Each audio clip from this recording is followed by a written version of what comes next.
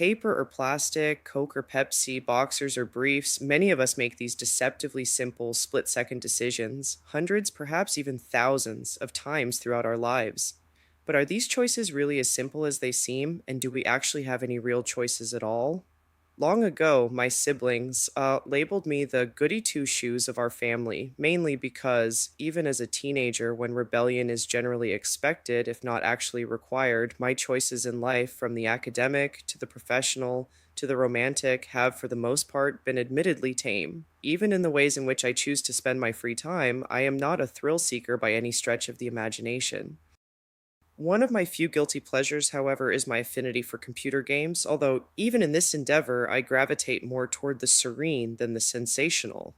I could never fathom my late son's penchant for the games that were comprised of sometimes shockingly graphic violence, from the beheading of zombies to blowing things up.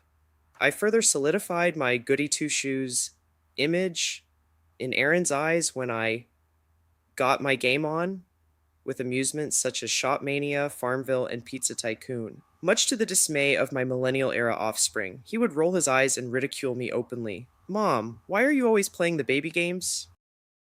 In my own defense, however, I feel that life is stressful enough already, and adding make believe carnage and mayhem to the mix will not serve to make it less so.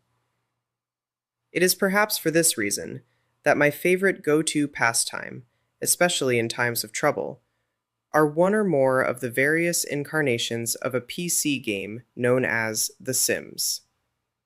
For hardcore gamers into games like League of Legends, World of Warcraft, or Grand Theft Auto 5, a game such as The Sims is dorky beyond belief. For me, however, that is part of its appeal, probably because, when I was growing up, a bookworm, viola-playing black girl from Terre Haute, Indiana, in the pre-Urkel days of the 1970s, lots of people would have described me as dorky beyond belief as well. For the uninitiated, The Sims is basically a life simulation game. Players have the ability to create neighborhoods and characters that can pursue careers, develop relationships, and engage in a variety of leisure activities.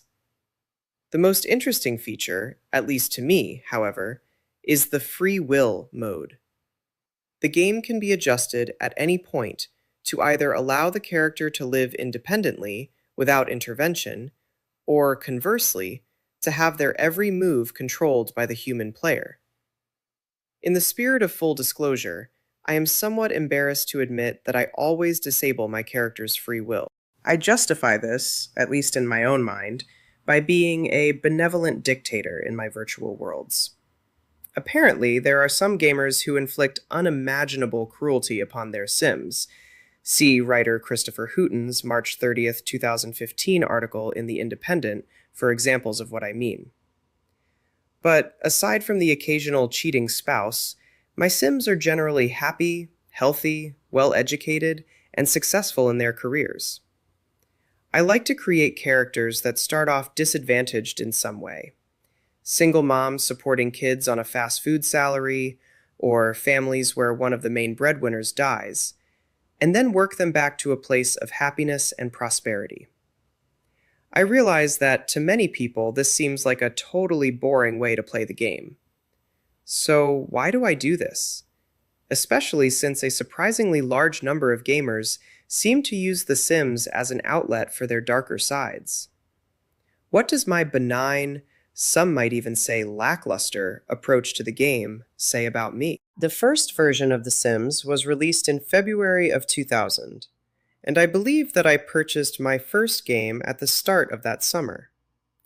I was a single parent, and my then 9-year-old son spent summers in another state with my ex-husband. It was an easy way to pass the time without the company of my son.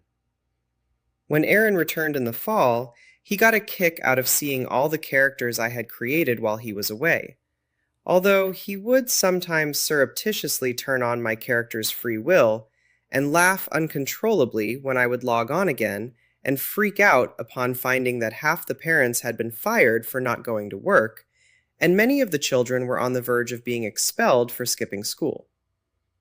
Another favorite trick of his was to cause characters from one household to become so chummy with members of other households that family members switched places with their neighbors. I would often log on to find that the Smith children have moved to the Brown's house, where Mr. Brown had mysteriously been replaced by Mr. Jones. Aaron, on the other hand, liked to recreate himself and his friends within the game. He set up 20 something versions of himself and Mitchell, a neighbor boy, in a rocking bachelor pad where they pursued unconventional careers. Mitchell stayed at home painting until his artwork became valuable enough to sell at very high prices, and Aaron worked his way to the top of the culinary career track and then threw dinner parties for the girls in the neighborhood, who would then buy him gifts in return. It was a pastime that we shared, with lots of inside jokes. Just 2 months shy of his 11th birthday, Aaron was able to stay at home alone for the 2 hours after school until I returned from work. That day was the one and only time that he ever called me at work and asked me to come home early. The school had told the children that something had happened, but provided no details.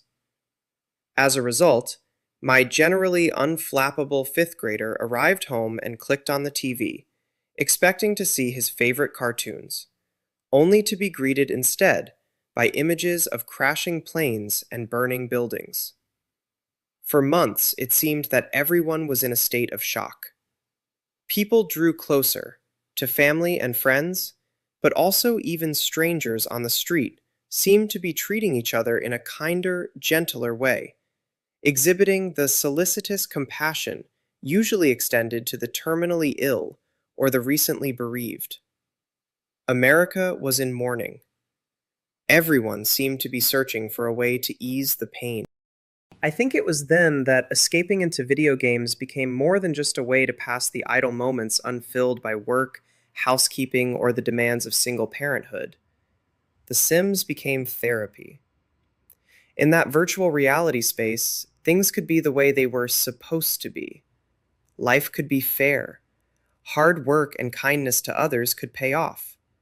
Everyone could be safe.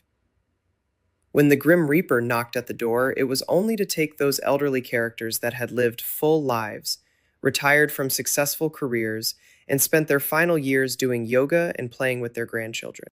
I grew up in what could best be described as a significantly religious family.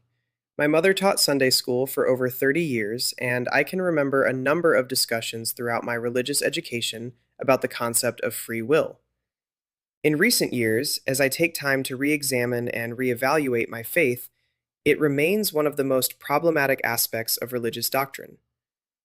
On one hand, I am very grateful that we are not merely puppets, real live versions of The Sims, subject to the whims of a capricious, unseen figure who determines our fate based upon his or her mood on that particular day. On the other hand, however, there are times when free will seems a bit overrated. It allows us to make choices that, at best, are often silly, and at worst, are irreversibly detrimental. When I remove the element of choice from the Sims of my own creation, I know, despite protestations to the contrary, that it is much more for my own benefit and comfort than for theirs. Life is messy and often painful, and living according to the dictates of some unseen force, no matter what the level of benevolent goodwill, in the end, isn't really living at all.